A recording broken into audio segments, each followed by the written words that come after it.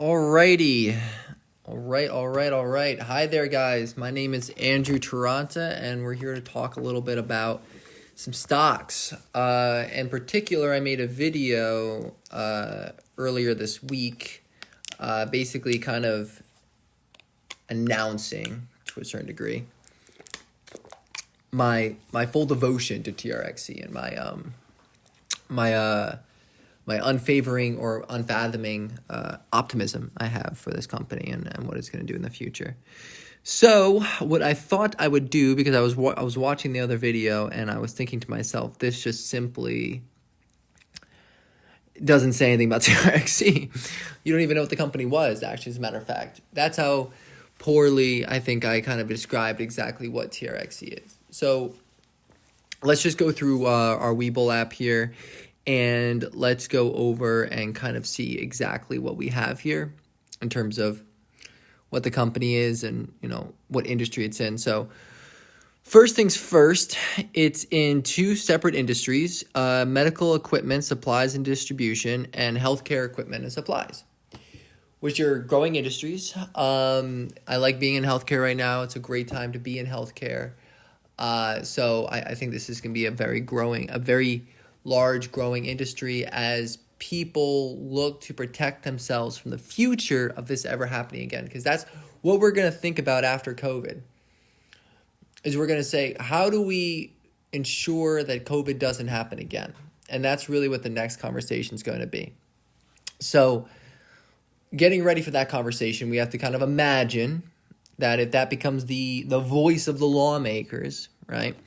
Then there's going to be obviously government spending in that area in terms of healthcare, a lot of virtue signaling, obviously. So there's going to be tax breaks, maybe things in which that ultimately I believe will help improve Transentrix balance sheet. Now there's a lot of stuff you can go into that with. You could start arguing. Okay, it's.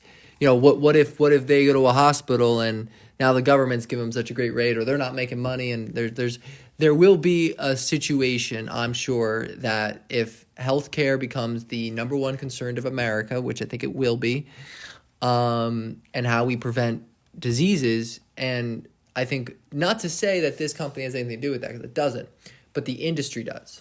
So focusing just on the industry. Now let's take a step away from the industry. Take away from the industry and look at the company itself. So the company is a kind of just a brief overview. It's a medical device company. The company is focused on the development and commercialization of the ALF surgical robotic system and the SurgiBot system. The company's ALFX system is a multi-port robotic surgery system which allows multiple robotic arms to control instruments and a camera. So that's very good. Very, very interesting. The system features advanced technology to enable surgeons with haptic feedback and the ability to move the camera through eye movement, which is very, very good. So in other words, if the surgeon looks somewhere, the camera's looking there too. So the system replicates laparoscopic motion and integrates three-dimensional 3D HD vision technology. So you're able to see everything you're doing. The company also develops and manufactures just surgical instruments that are used in abdominal surgery, such as scissors, graspers, clippers, and pliers, and suctions and irrigation instruments. So just in general, it makes kind of surgical stuff. But on top of that, it's also working at the robot. So it's smart. It's not staying completely stingent or contingent on one element. It's looking at the future and how can we make money in the short term if our investment is long term, which something like this is. Something like surgical robotics is something that I think hasn't hit the mainstream yet. Or people aren't really, like, if I said, hey man, a robot's gonna do the surgery, you all right with that? People might be like, nah, I don't think so. But when EV markets start hitting, right? When the EV market starts hitting, when Tesla starts, taking over the world, when they find out, and listen, I'm just saying that aliens might be real. When a lot of things happen in the future. We're going to see a movement towards robotics, and we're going to see a movement towards allowing robots more into our lives, so much so into our surgeries, which they already are. They just got approved in Russia. They did, and they're also minimally invasive. So these aren't surgeries. They're not using this to, not to say they can't, but right now this particular robot isn't necessarily looking to do heart surgery or anything like that. It's minimally invasive. So it's good though. It's good. It's a good place to start. It's a good place to start. And not to mention the other reasons why we love this company is because it's so greatly undervalued. So we take a look over here at the book value per share. We said in the last episode that book value per share stands for how much is the company worth, and then how many shares does it have, and let's divide the two. So it has close to about 100 million shares at about a book value per share of 0.6. So we could very easily find the equity of that by multiplying our book value per share by the total shares. But we could also, that's beyond the point. So ultimately what we have here is what we really want to focus on is our price over book. So if we were to take the equity of the company, so the true equity of the company, and we were to cut it up into all the shares that are outstanding, what's the ratio? Are we overpriced, underpriced? We're priced exactly at the worth of our, exactly at the value of our company. Now, let me ask you a question. Who sells something? If they have something, they know they can sell it. Let's say I have something that's $50, and I know I can sell that $50 item, right? I know I can sell it. Somebody will buy it for $70, I'm sure. It's worth $50, but I think I can get somebody for $70. Now, the only people who are selling something for a break even or a loss are desperate. It's as simple as that. It's as simple as that. So when we take that to stocks, we think to ourselves, okay, well, I'm looking at this stock here, and it seems to be in a position where somebody's just selling it for its even price. So someone's just, okay, that's just the price I'm going to sell it at. Which the stock market shouldn't be doing. The stock market, when we look at it, it wants to say, like, listen, you want to pay for this? How about this? How about this? How about this? How about this? It's a run-up. The whole stock market, it's a whole run-up. It's a big mess of people all getting involved and saying, let's run up this number, let's run up this number. And it creates bubbles, it creates inconsistencies, but what it never fails to create is greed. It never fails to create greed and fear. So when I look at this company, I say, okay, it's a great company. We talked about that. We could go over the analysts in a second, but it's a great company. Let's just take my word for it for now. Let's say it's a great company, right? If we say this is a great company, I say it is a great company, right? If we say this is a great company, and ultimately what we have is, a bunch of people who are just kind of starting to maybe realize that their volume is kicking up, maybe just starting to kind of get their heads around, maybe this thing's going to go up for a little bit. That's when it starts going up. It's when people start thinking that more people are going to buy, so they'll buy because somebody else will buy, and they'll sell at a certain number as well. Now, as things change and news comes up, things will rapidly go in the right direction, I think. So essentially, let's look into the actual analysts here, look at the price cost. I've seen this too many times before. It's starting to consolidate. We got a great consolidation, building a great floor right now. No foreseeable ceilings. This company is ready to go. Now let's look at order flow. Is always cool. Look at that. On New Year's Eve, look at that big buying on New Year's Eve right there. Big buying, big large inflow, some outflow too. There are still shorts in this company, so expect there to be weird stuff going on. Now, obviously, what I like to look at actually here is, yes, we know the net income's down, but what I like to really look at here is the balance sheet. And this is what I really like about this company right here. So when I look at their balance sheet, I see assets and I see liabilities, right? And when I look at 2019, which was their off year, it was a bad year for them. But what did they do? Did they keep their liabilities sky high? Did they say, man, fuck, we messed up, it's done? And then just what? Run the company to the ground? No. No. What they did is they cut their liabilities. They cut their assets and they cut their liabilities. So net over net, they're worried about their balance sheet. Obviously, from 2017 to 2018, we saw a slight increase in the balance sheet. Stock went up. Stock went up very well. 2015, 2016, stock was going up.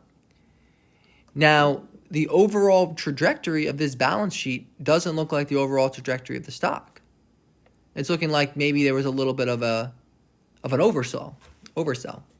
That's always like something I like to look at. Cash flow's down. Rate of equity, it's all down for this year. But come 2020, this chart's going to be looking different. Not only just 2020, 2021, but not just 2021, but this is a company you want to hold for the next 10 years. This is something special because it's in an industry that might not get recognition tomorrow. In 6 months down the line, the newspapers aren't going to be saying, oh, you hear about that robo-surgery? Yeah, I mean, they might. They might. Don't get me wrong, they might. But I don't know if they're there yet. So there might be a little bit of time. So these numbers really shouldn't concern you. The number that really matters is looking at this balance sheet and saying, is this company being responsible? And it seems as though they are extremely responsible here. They're doing the best they can with what they have. There's some insider buying, some press releases. Insider buying in October. No one's bought their stock yet. That's what I'm really waiting for. Look at the quarterly report.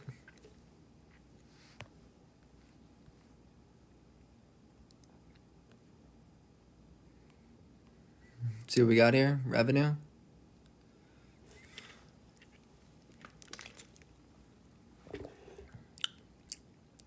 About 7 mil. All right. 70 mil maybe. If I'm not stupid. It's 1,000 times 1,000. I'm going to do the numbers just because I don't want to be wrong about it. I don't know if it's 70 or 7. It's a little embarrassing, but here, let me just make sure I got this right.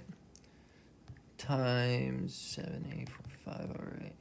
No, okay. It's no, it's million. It wouldn't, hold on. Because it's just in thousands. Yeah, it's 7,000, okay, or 7 million. Yeah, it's 7 mil. So about 7 million total revenue as of September 2019. And it's looking like from September 2020, looked at about 2 mil. So about $5 million difference. And it's looking like the cost of revenue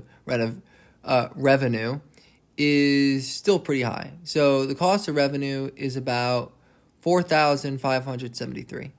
So it costs them a decent amount to basically get the amount of money they get. So they're negative. So their balance sheet or their gross loss is a little bit more than in 2019, which isn't good because that's actually not what we want to see. But we'll keep looking, see exactly where they're spending their money. So we have some operating expenses here.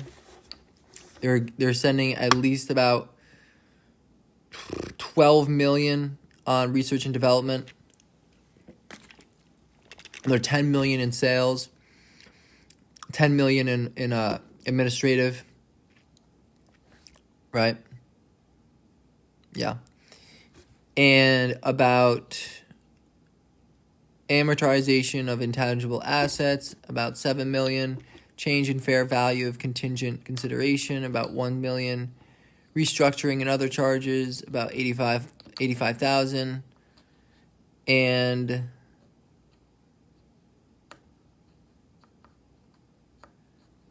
so if we look at that, that gets us, they've cut back their expenses greatly. So they're still at a loss here, but their expenses are so low right now. And even from 2019, where I hate how they do the 3 to 9 months because I have to add up the numbers to do it properly.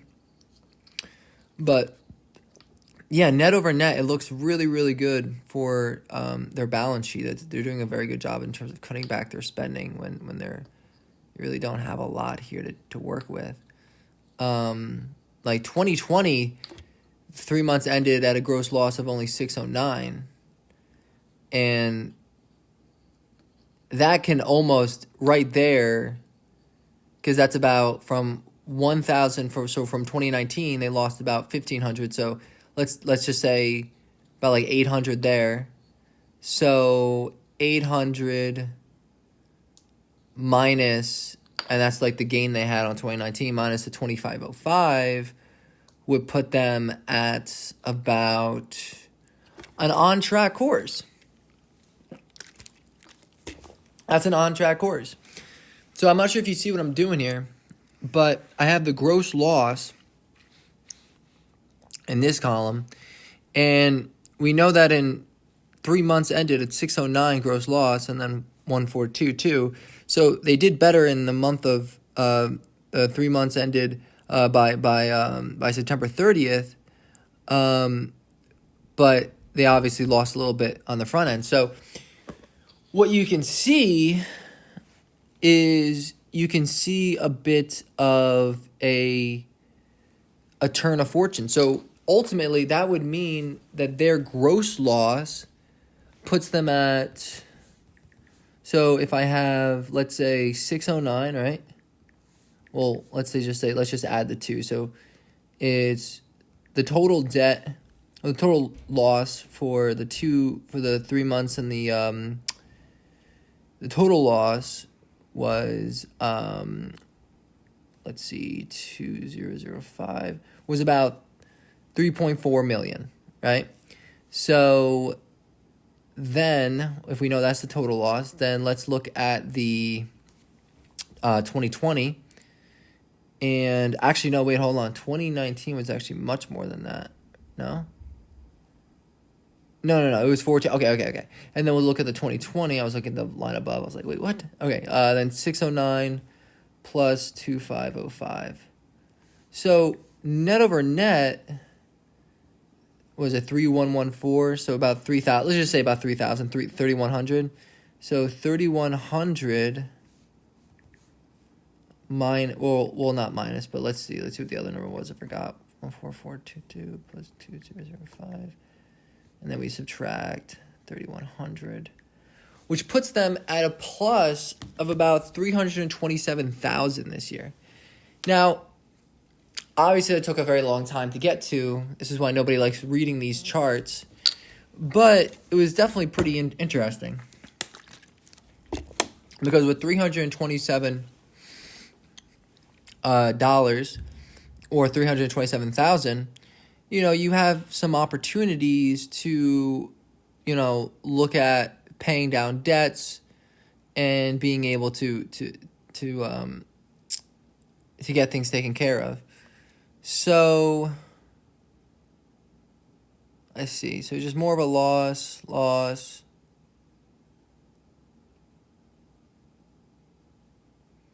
So their assets have increased, which we knew. We knew that would happen.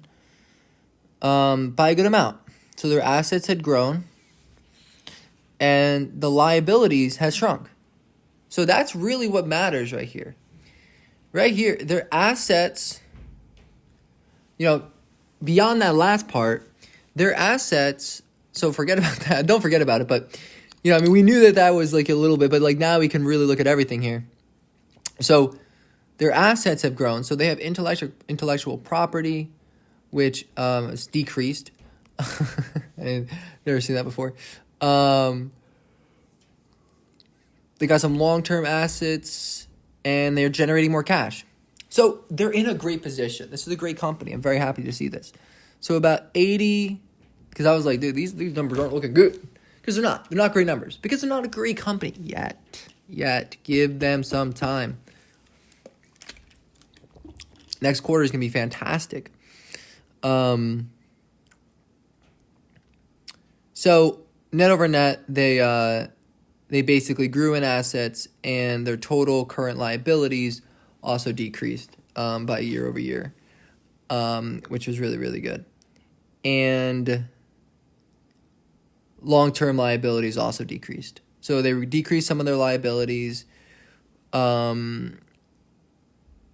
contingent consideration, less current portion, all that. And what we have here is we have, I guess, stock equity, common stock, I don't know what that is. Total liabilities and stockholders' equity. Oh, look at that. That's very interesting. Their stock has moved up. So so they have more equity. I think this is good. It looks like the numbers are going up, which I think is good when we're talking about stocks from year to year. I'm not 100% sure what that is. But just reading over this report, we can kind of get into it. Condensed consolidated statements of stockholders, equity in the thousands. So this is just like the specifics on who owns the stock. Don't really care about too much about that. So this is 9 months ended. Their cash somewhat decreased. Net over net here. So their operating cash did decrease. They didn't pay any interest this year. And there's the table of contents, which I'm not exactly sure what all of this stuff is all about.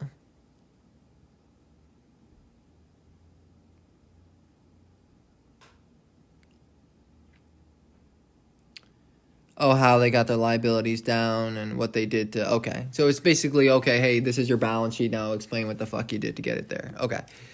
Okay, so yeah, that was a very lengthy and boring one to listen to. But, net over net, we know that they're at least doing the right things in terms of getting their company fixed, which is really important. So yeah, I'm very strong about this company. I think it's going to do really, really well. I want to see how their balance sheets look. I mean, it's looking like it's going to go up this year. So we know that there's going to be a little bit of a change of fortune. So definitely stay tuned, and I will let you know exactly how I play this stock. And I will know exactly what happens. I'll let you know exactly what happens with this. So like and subscribe to obviously follow up with that and any other videos that I might post on kind of other various stock topics that I kind of like talk about, or maybe a new stock I find.